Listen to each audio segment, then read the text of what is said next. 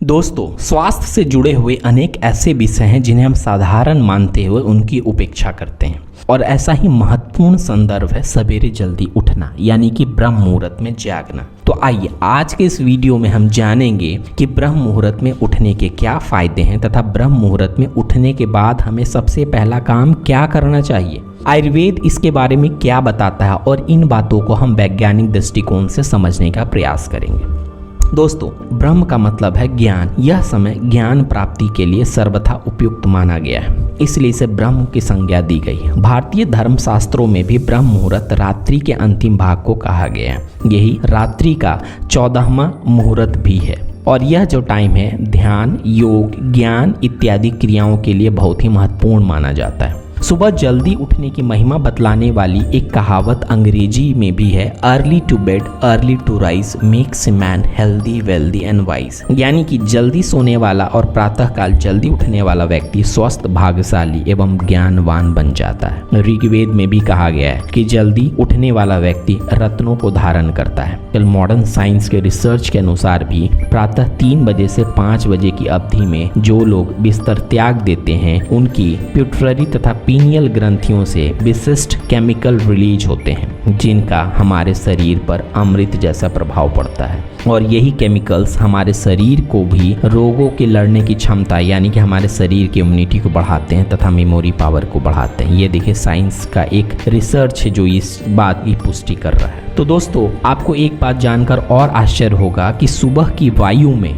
अमृत कण उपस्थित होते हैं। और अमृत कण कहाँ से आता है? रात को जब चंद्रमा की जो किरणें आती हैं जो अपने साथ अमृत बरसाता है, तो वो अमृत जो होता है प्रातः काल की वायु में उसी अमृत को साथ लेकर मंद मंद बहती है और यही वायु वीर वायु कहलाती है। जब यही अमृतमयी वायु हमारे शरीर को स्पर्श करती है तब हमारे शरीर में तेज, ओज, बल, शक्ति, स्फूर्ति एवं मेघा का संचार होता है। चेहरे पर एक दीप्ति आने लगती है, चित्त एवं प्रफुल्लता बढ़ती है तथा शरीर उत्तरोत्तर स्वस्थ एवं सबल बनता है। दोस्तों, ब्रह्म मुहूर्त में तम एवं रज गुण की मात्रा बहुत कम होती है एवं सत्य गुण की प्रधानता होती है, इसलिए इस समय मानसिक वृत्तियां भी सात्विक और शांत बनी रहती है। इस प्रकार सवेरे जल्दी उठना एक तरह से नेचुरल ट्रैंकुलाइजर का काम करता है। और ट्रैंकुलाइजर क्या होता है? ट्रैंकुलाइजर एक ऐसा ड्रग होता है जो कि मेंटल डिस्टर्बेंस को कम करने के लिए दिया जाता है। हमारे एंग्जाइटी, फियर, टेंशन, एजिटेशन इन सब चीज़ों को कम करने के लिए दिया जाता है।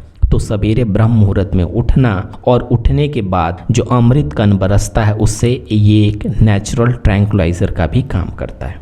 लोक कहावतों में भी सवेरे उठने की महिमा को बताया गया है।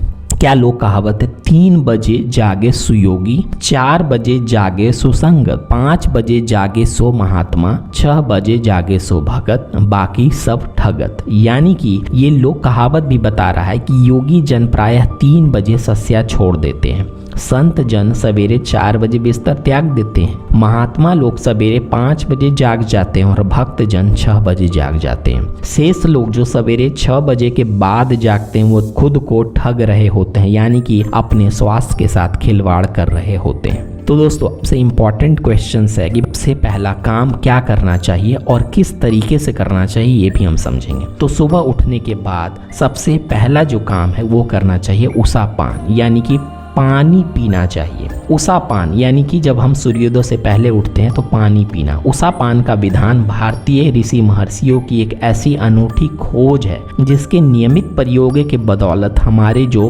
पूर्वज थे शतायु हुआ करते थे। हमें अति साधारण सा दिखने वाला यह प्रयोग अपने आप में काफी पावरफुल है, काफी सद्गुणों को समेटे हुए। भारतीय चिकित्सा पद्धति आयुर्वेद के अनेक ग्रंथों में उषा पान का महत्व बताया गया है। आयुर्वेद के अनुसार समस्त रोगों को नष्ट करने के लिए नित्य सवेरे पानी पीना चाहिए और सूर्योदय से पहले जब हम उठते हैं तो कम से कम 4 ग्लास पानी पीना चाहिए, जिससे कि वायु एवं पित्त नामक दोष से जो पैदा होने वाली बहुत सारी बीमारियां क्या होती है जड़ से खत्म हो जाती है और इससे शरीर मजबूत बनता है। कहावतों में उषा पान क्या बताया गया है ये भी सुनते हैं। प्रातः काल खाट से उठकर पिए तुरंत ही पानी, ता घर बैध कभी न जाए बात घाघने जानी। यानी कि सवेरे उठकर जो सबसे पहले पानी पीता है, उषापान करता है, उसके घर कभी भी वैध नहीं जाया करते।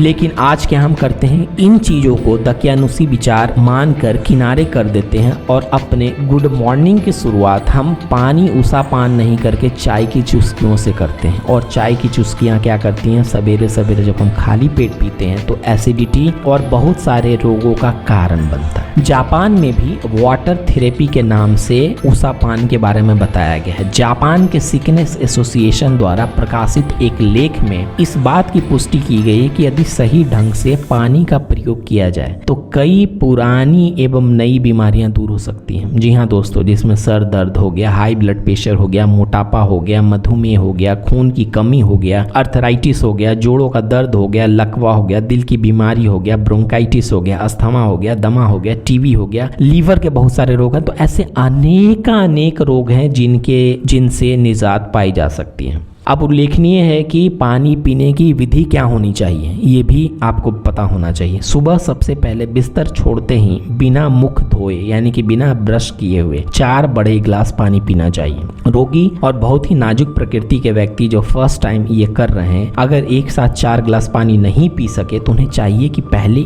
1 गिलास से शुरू करें, फिर 2 गिलास पे आए, बाद में धीरे धीरे 4 गिलास पे आ जाएं। प्रथम 1 या 2 गिलास पीने से उनके शरीर पे कोई ज्यादा प्रभाव नहीं पड़ेगा। हाँ, प्रारंभ में 3-4 दिन तक ज्यादा पानी पीने से हो सकता है वो ज्यादा मात्रा में यूरिनेट करते हैं, लेकिन 3-4 दिनों के बाद ये ज्यादा होना, यह सब कुछ सामान्य हो जाएगा। और दूसरी सबसे पहले इंपॉर्टेंट बात कि मल मूत्र त्याग यानी कि टॉयलेट जाने, बाथरूम जाने से पहले ही उन्हें पानी पीना है। सवेरे पिया जाने वाला पानी कहाँ होना चाहिए, किस तरीके से होना चाहिए, तो ये भी बहुत इंपॉर्टेंट है कि आप जो पानी रात भर रखते हो उसे एक तांबे के बर्तन में, तांबे के जग में, तांबे के लोटे में आप उसे रात भर छोड़ दें। क्योंकि तांबे के बर्तन में अगर पानी रात भर रखकर छोड़ा जाए तो उसके अलग ही बेनिफिट है और उसी पानी को आपको पीना है। आयुर्वेद भी कहता है कि लोहे के बर्तन में रखा हुआ दूध और तांबे के बर्तन में रखा हुआ पानी पीने वाला व्यक्ति कभी भी लीवर और ब्लड से रिलेटेड जितनी सारी समस्याएं उससे कभी ग्रसित नहीं होता और उसका रक्त सदैव निर्मल बना रहता है। दूसरी चीज, जो जल से भरा हुआ जो तांबे का जो बर्तन है वो कभी भी सीधे भूमि के संपर्क में नहीं होना चाहिए, यानी कि उस तांबे के बर्तन को आपको लकड़ी के ऊपर, टेबल के ऊपर या कहीं भी ऊंचे स्थान पे रखना है। पानी सदैव कैसे पीना चाहिए, बैठकर पीना चाहिए। खड़े होकर पानी पीना आपके लिए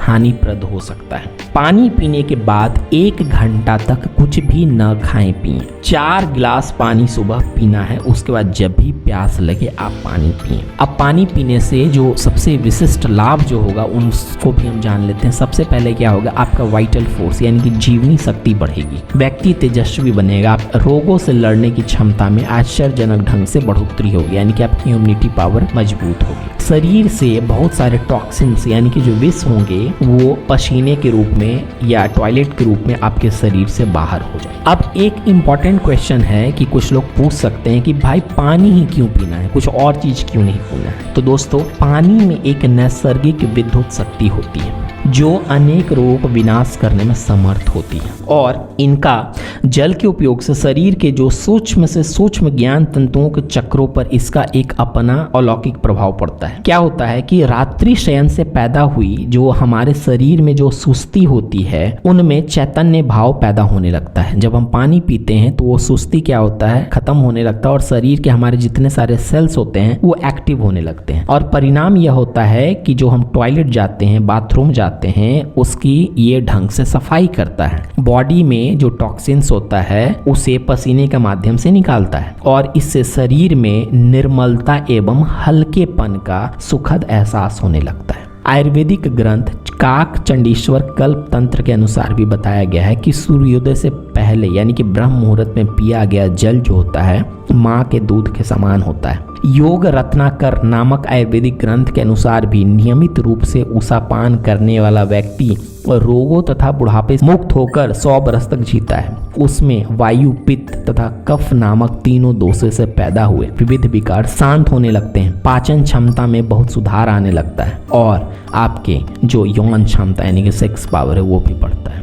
तो दोस्तों, आज के वीडियो में बस इतना ही। जल्दी ही मिलते हैं हेल्थ सीरीज के नेक्स्ट वीडियो में। Thanks for watching your channel.